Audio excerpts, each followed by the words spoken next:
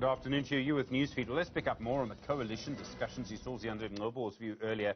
Coalition negotiations underway around the country in different ways. The ANC's National Working Committee is meeting. The party met with the economic freedom fighters over the weekend.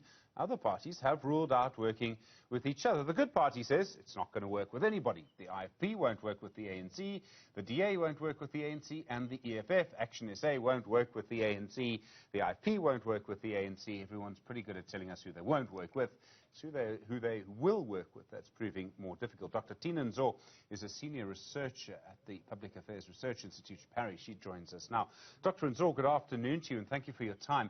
I mean, when it comes to forming a coalition, you would like to think it's about principle. People are going to agree with each other and what will work together. How are we going to improve the lives of the people? Am I being too cynical when I think after 2016 it was really a bit more about patronage, jobs for pals? Good afternoon, Stephen. Well, that's a very interesting remark and observation to make because, yes, indeed, it's a tug of war. And obviously, we've had our experiences last year with coalition governments, as the public and as the electorate, where we have seen that, as much as we are expecting that our political parties, when they go into these negotiations, they would place the interest of the electorate and their constituencies, or should I rather say the communities, that they have vowed to represent in the coalition formation.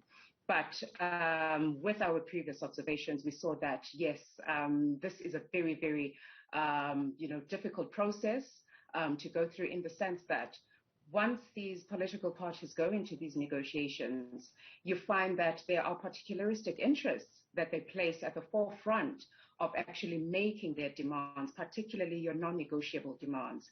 And those demands lie, around issues of power, access to, to the higher echelons of office, especially the executive positions in the mayoral committee in most of these municipalities in the metropolitans.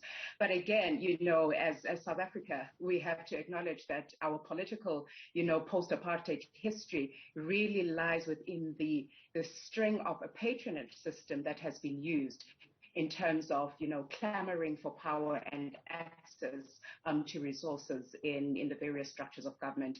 And local government is not an exception at all. So hence we find that these coalitions are really, surrounded by such motivations when it comes to political governance. I would like to be optimistic and think maybe it will change this time around. Maybe the fact that, the governing party fell below 50% just 3 years ahead of 2024 and the national elections might concentrate minds. Maybe other parties will realize the way their route to provincial or national power is to govern properly without patronage. Is there any reason to hope that things will change? Well, we do hope that things will change, because at the end of the day, we saw the kind of tragedy that we have experienced in terms of the decline of the quality of our democracy, where South Africans have actually exercised their no vote as a protest against the current governance system. And remarkably so, in cities such as the city of Johannesburg, where we saw the ANC really not performing at all in these elections. We really do hope that it will send a signal in terms of them getting their act together when it comes to coalition formation, because in the past, what we have seen, particularly in the city of Johannesburg as an example, is where there was so much instability, in the political governance system, that it actually affected service delivery and the function of the institution itself, due to the fact that mayors kept on changing, coalitions kept on shifting, willy-nilly, and also taking into account that there was very little transparency in terms of why were these shifts being made? Why were the powers that maybe were actually shifting so much when it comes to accountability to the public, especially to the electorate? So we had hoped that this time around that there will be much more mature in terms of, attending to the issue of coalition formation and negotiation, whereby at the end of the day, political parties need to learn that from these local government elections, the electorate have got a grasp in terms of determining who should govern in these local government institutions. And if they fail to do so, due to the fact that they have paid less attention to the interest of the electorate, they might be facing a severe punishment moving forward. So we do hope that there will be a little bit of some change that we will see moving forward. There's been a lot of talk about coalition agreements, and for the first time, I think, we're seeing public pressure. And I mean, some political parties are saying this. I know some researchers have said this. What we need to see is that coalition agreements between the parties are made public. The EFF, I think, to its credit, has suggested that it wants a coalition agreement to be made public. Will that make a difference? Will that allow voters to hold parties more accountable in the coalition if we can all see the coalition agreement?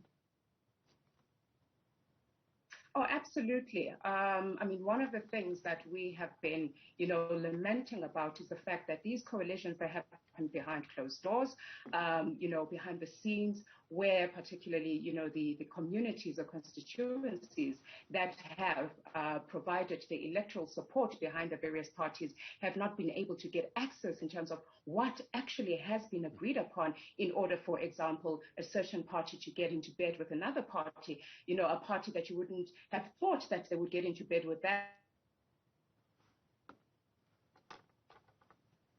We seem to have lost...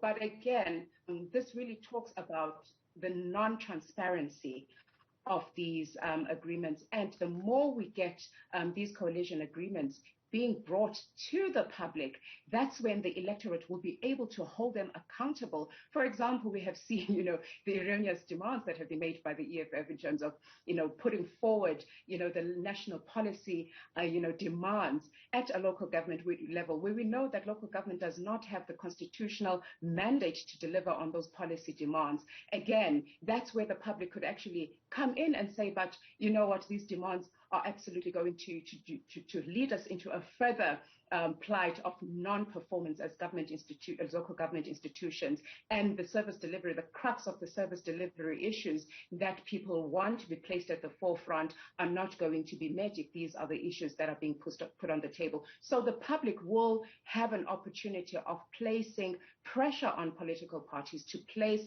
their interest in the forefront, rather than playing politics and power in terms of retaining their kingmaker status within the negotiations. One of the things about this period, so I think political parties are looking at the here and now. They want political power now. That's why they're political parties. There's no problem with that.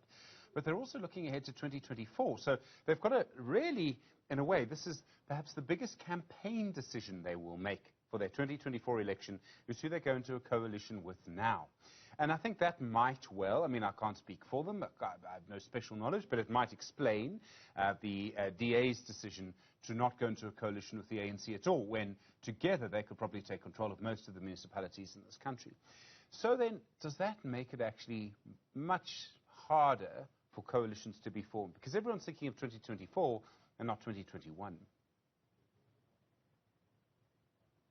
Absolutely, it makes it difficult, and and again, one must challenge, the idea of saying that we are going into a pre-2024 campaign, which again puts us at a much more riskier place when it comes to local politics, because it means that the issues that are happening at local government level, political parties are not taking them very seriously. And yet these are the bread and butter issues. These are the everyday, experiences and encounters where communities are actually coming to engage with the level of the state in terms of service delivery. Local government is the cold face of service delivery. That's what we say. So when people do not really feel that these issues are being resolved, they are actually playing, a very dangerous game, because it might appear that even when the elections in 2024 come, local government issues will not be resolved chasing after political power and opposition politics for the next elections, being fixated, being fixated with the idea of booting out the ANC, as a ruling party, but at the same time compromising on the very urgent issues that should be resolved at local government level. So one will actually challenge the idea that we should not only be focusing on the so-called strategic, political campaigning that political parties are starting to do, but resolving, the urgent issues that are facing local government, which are a plethora of issues that are not just only about service delivery,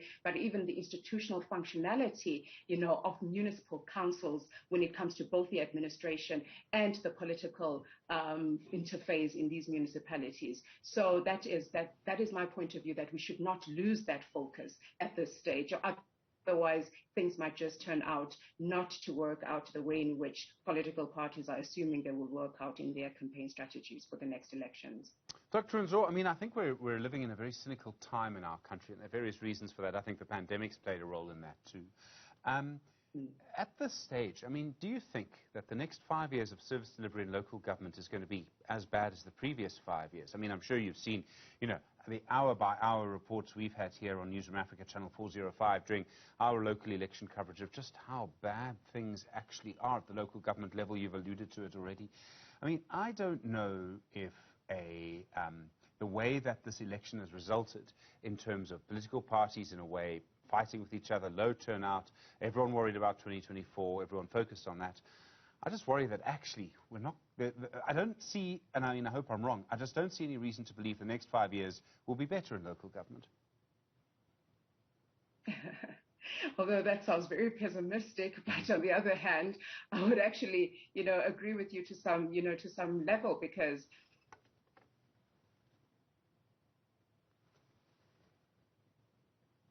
right, we seem to have a problem there, I'm afraid. They come way back. They come way back from 10 years ago. And these issues should have been resolved 10 years ago. Decisive decision-making should have been taken 10 years ago. But again, they have accumulated over the years, and there are various issues, issues that are related to finances of municipalities, issues related to the equitable share that has declined over the years, and particularly municipalities are considered to be rural and poor. They have been depending on the equitable share. They don't have, extra budgets when it comes to maintenance of infrastructure. Our infrastructure is dilapidating in most municipalities, particularly in your metropolitan municipalities, where the population growth has been rampant over the years and the infrastructure has not been able to cope. So there are a plethora of issues that are interrelated, including institutional structural problems when it comes to the efficiency of the state, and also the professionalization and recruitment and appointments. So there are various factors that we need to take into consideration that have been accumulating over the years. But again, the sense of urgency, to finally take decision in resolving these issues is very crucial within the next 5 years. Yes, we might not resolve all issues at the same time, but there are certain policy prerogatives that need to be taken to fix local government. For example, we've been sitting on the Municipal Systems Amendment Act for the past 10 years, which precisely talks about issues of recruitment and appointments, making the professional appointments when it comes to the administration. But that policy has not been resolved till now, and we desperately need to get ahead with such decisions. So yes, there are low-hanging fruits that we can begin with within the local government sphere. But again, it will take decisive decisions, especially around even issues around energy and poverty, because as we can see right now, it has affected us both domestically and also within the global economy as well when it comes to our productivity as a country. So you see how then we need to resolve these issues from below, from a local government perspective level, taking into account that there are various structures such as the Department of Cooperative Governance and SALGA who have to play a role in ensuring that we move ahead. Dr. Thina Nzo, thanks very much indeed. I'm fairly certain not the last coalition conversation we'll have with you over the next couple of weeks. She's a senior researcher at the Public Affairs Research Institute, Paris.